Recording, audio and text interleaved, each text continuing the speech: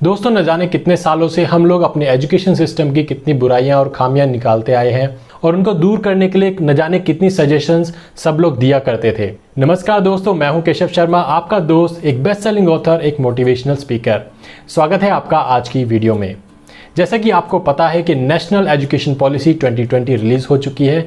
आज हम उसी पॉलिसी के बारे में बात करेंगे कि उसमें क्या क्या फीचर्स हैं, कैसे चेंजेस एजुकेशन सिस्टम में लाए जाएंगे और आपके लिए क्या क्या अपॉर्चुनिटीज़ हैं। चाहे आप स्टूडेंट हों या कोई भी हो, तो आपके लिए आने वाले 5 से 10 साल के अंदर क्या क्या नई अपॉर्चुनिटीज़ हो सकती हैं। अगर मैं अपना पर्सनल ओपिनियन बताऊं तो मुझे ये पॉलिसी बहुत अच्छी लग रही है और इट इज़ वेरी प्रॉमिसिंग। अभी तक जो भी एजुकेशन सिस्टम में खामियां थी, कमियां थी, उनको इस पॉलिसी के द्वारा ख़त्म करने की, कम करने की कोशिश की जाएगी, ऐसा इस पॉलिसी में देखा जा सकता है। And I am very happy for the students जो इस पॉलिसी का फ़ायदा उठा पाएंगे। और इस पॉलिसी को देखकर मुझे लगता है काश हमारे टाइम पे ऐसे चेंजेस हुए होते तो कितना मज़ा आता।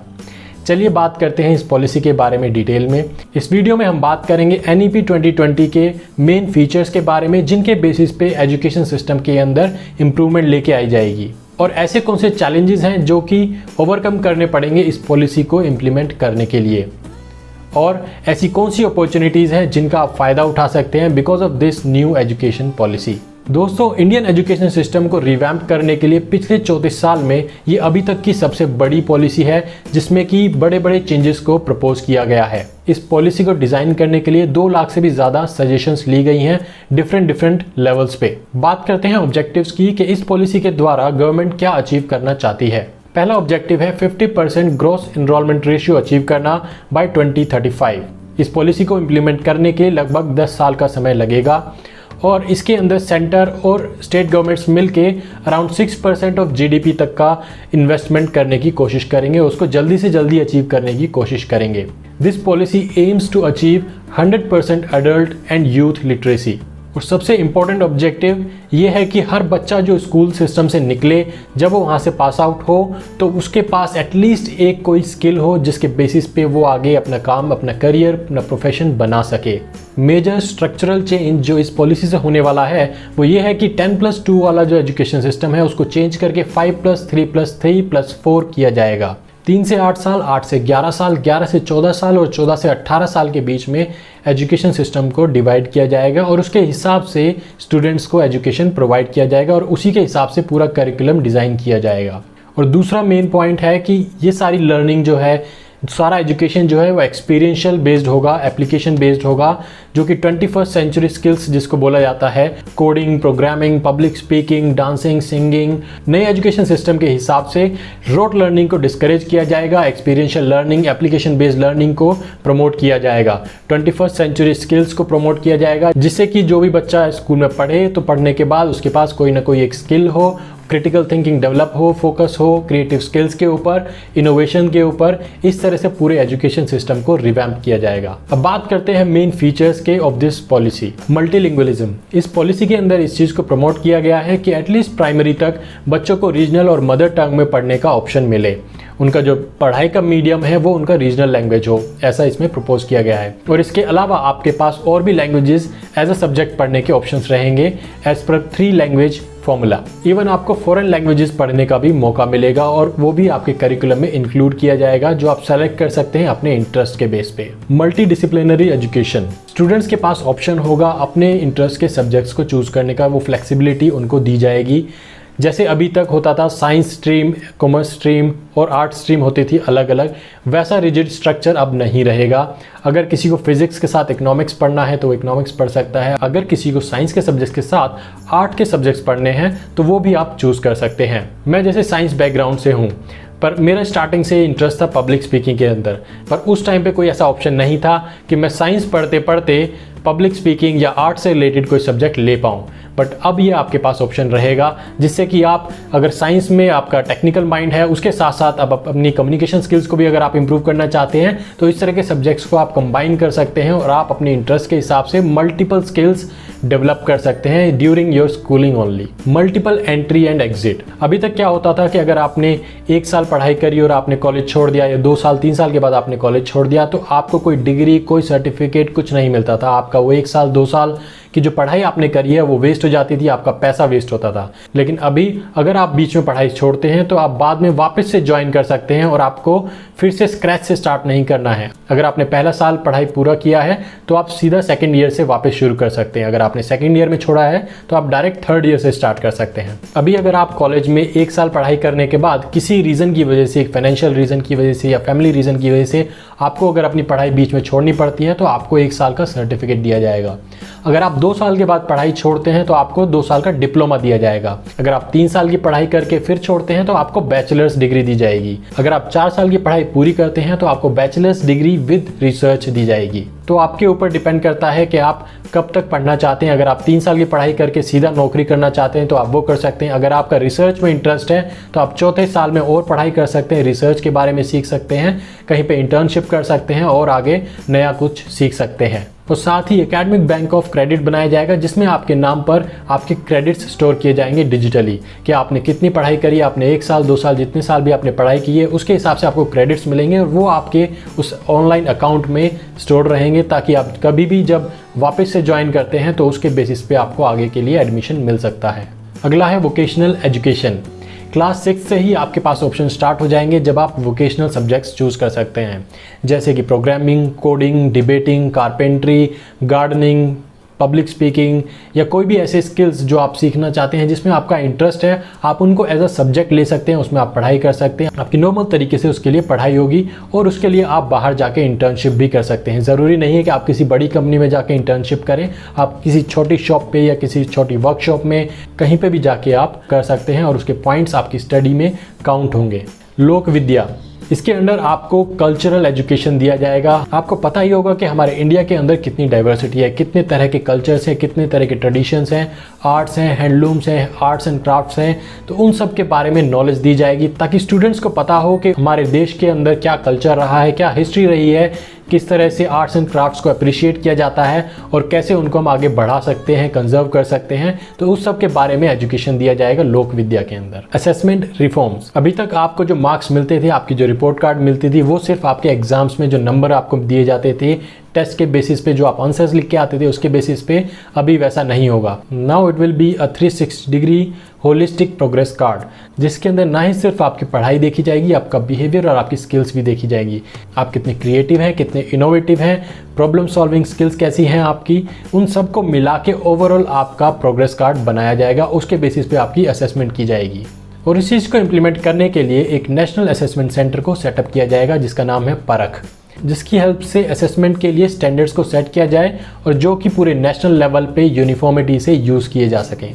Expansion and digitalisation of education, दोस्तों आपको पता है कि अभी टेक्नोलॉजी का ज़माना है, हर जगह डिजिटल प्रोडक्ट्स ऑनलाइन आपको मिलते हैं, तो इसीलिए एजुकेशन को भी उसी तरह से रिवैम्प करना बहुत ज़्यादा ज़रूरी है ताकि ज़्यादा से ज़्यादा स्टूडेंट्स तक पहुंचा जा सके पूरे इंडिया के अंदर। इसके लिए ऑनलाइन रिपोजिटरीज बनाई जाएंगी, ऑनलाइन कोर्सेज बनाए जाएंगे जिसको स्टूडेंट्स कहीं से भी बैठ के ले सकते हैं, पढ़ाई कर सकते हैं ऑनलाइन डिजिटली। इसके लिए डिजिटल इंफ्रास्ट्रक्चर को इम्प्रूव किया जाएगा, नई टेक्नोलॉजीज़ को यूज़ किया जाएगा ताकि ज़्यादा से ज़्यादा स्टूडेंट्स तक पहुँचा जा सके। Teacher recruitment, education and training, दोस्तों जब इतने बड़े लेवल पे एजुकेशन सिस्टम को रिवैम्प किया जाएगा तो सबसे बड़ी ज़रूरत पड़ेगी कि टीचर्स को किस तरह से ट्रेन किया जाए, एजुकेट किया जाए। इसके लिए रिक्रूटमेंट प्रोसेस को भी रिवैम्प करने की ज़रूरत है ताकि सही टैलेंट, सही नॉलेज के लोग आगे आ सकें और बच्चों को पढ़ा सकें। और साथ ही उनको समय समय पे ट्रेनिंग दी जाएगी ताकि वो नए सिस्टम के हिसाब से अपने आप को अपग्रेड कर सकें, नॉलेज बढ़ा सकें और स्टूडेंट्स को हेल्प कर सकें ताकि वो अपनी लाइफ में आगे बढ़ सकें, कुछ नया बढ़िया सीख सकें। इंटरनेशनलाइजेशन ऑफ एजुकेशन, अभी तक आप बड़े बड़े कॉलेजेस और यूनिवर्सिटीज़ में पढ़ने के लिए इंडिया से बाहर जाया करते थे।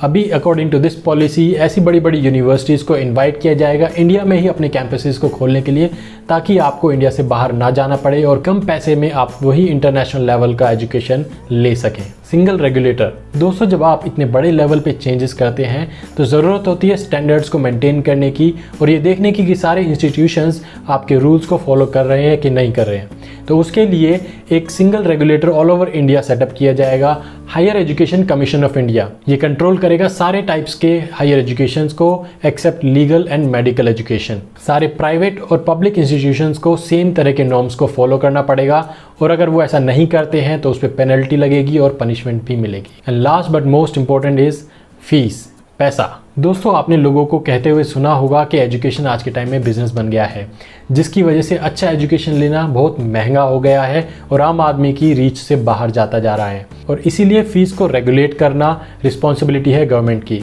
तो इस पॉलिसी के अकॉर्डिंग कोई भी प्राइवेट ऑर्गेनाइजेशन जो एज एन इंस्टीट्यूट या कॉलेज यूनिवर्सिटी की तरह काम कर रहे हैं, उनको काम करना होगा as a non profit organisation और वो फीस अपने हिसाब से नहीं बढ़ा सकते हैं।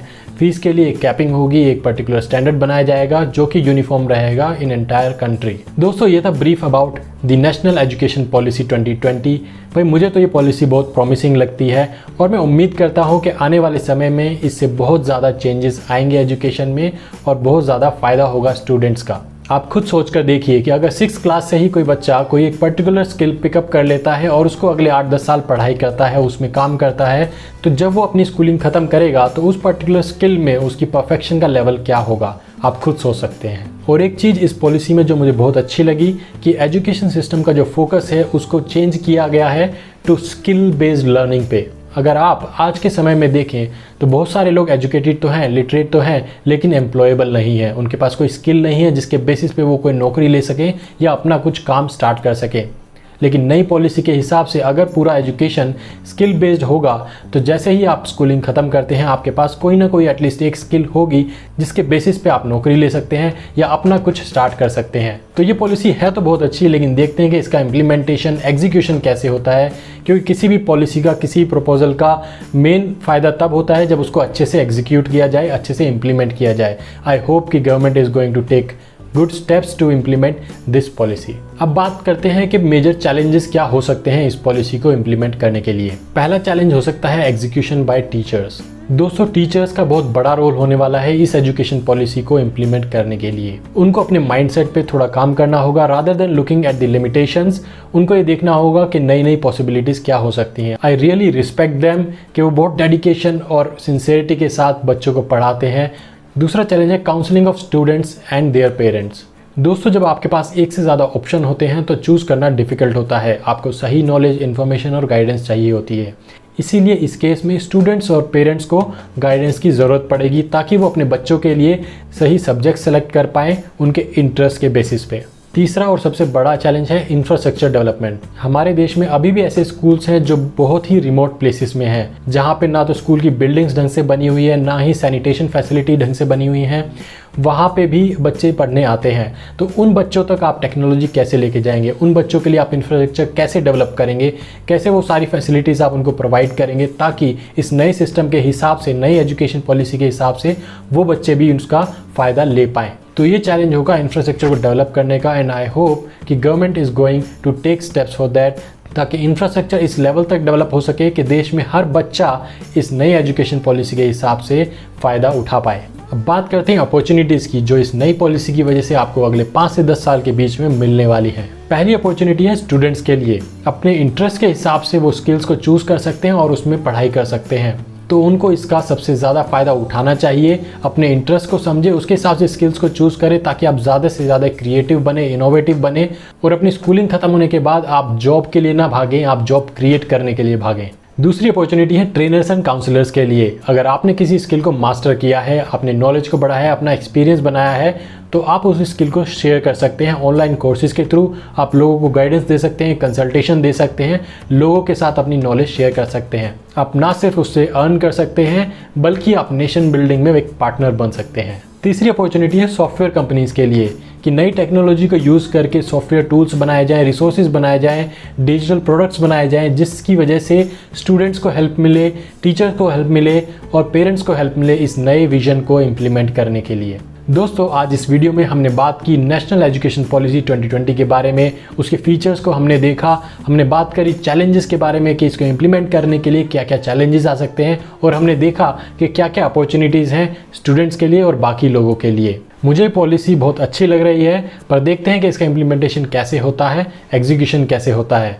आपको ये पॉलिसी कैसी लगी? कौन सा पॉइंट आपको ज़्यादा अच्छा लगा और आपको क्या लगता है क्या इम्प्रूव किया जा सकता है? बताएं मुझे कमेंट सेक्शन में। इस वीडियो को लास्ट तक देखने के लिए बहुत बहुत धन्यवाद। अगर आप इस चैनल पर नए हैं तो सब्सक्राइब करें, बेल नोटिफिकेशन को ऑन कर लें ताकि हर हफ्ते आने वाली एक इंस्पायरिंग वीडियो आप मिस ना करें और अपनी लाइफ में कुछ नया सीख सकें। चलिए मिलते हैं अगले हफ्ते, तब तक अपना ध्यान रखिएगा। Take care, God bless you, stay inspired.